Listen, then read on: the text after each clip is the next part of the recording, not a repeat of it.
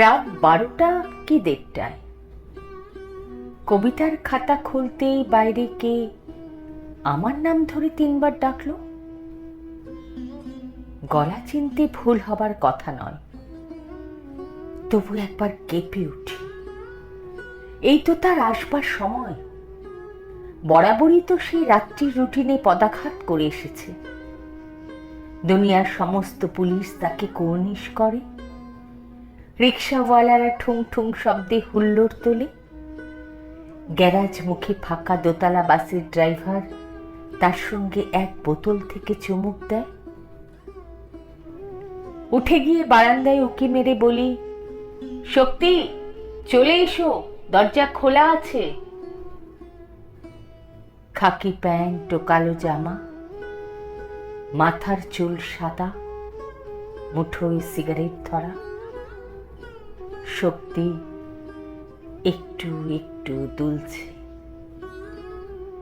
জ্যোৎস্না ছিন্ন ভিন্ন করে হেসে উঠল, ঠিক যেমন রূপনারায়ণ নদীর তীরে দুরন্ত ছোটাছুটির সময় হেসেছিল, ঠিক যেমন হেসাডির বাংলোয় সর্বনাশ তুচ্ছ করে হেসেছিল। মুখ তুলে বলল, কবিতা লিখছিলে শুনি? না, লিখো না, লিখো না।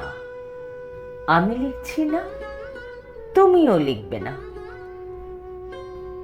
এমন কিছু পান করিনি যে আমার দৃষ্টি বিভ্রম হবে। হলোগ্রাম দেখব। কোথায় শক্তি?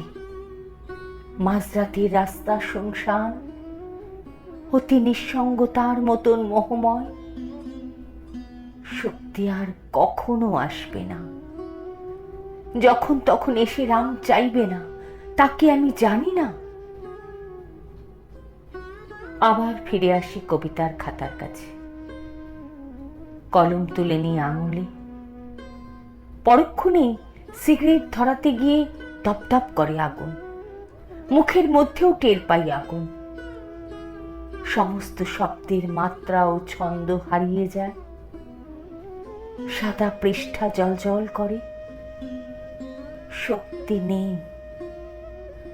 কবেকার সেই দুজনে মিলে লেখালেখার খেলা হঠাৎ শেষ হয়ে গেল। আমি চুপ করে বসে থাকি।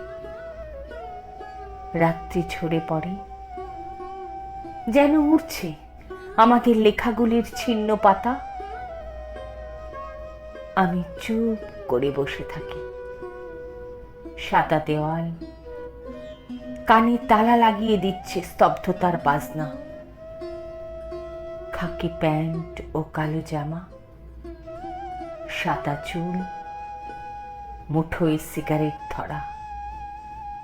সত্যি একটু একটু দুলছে।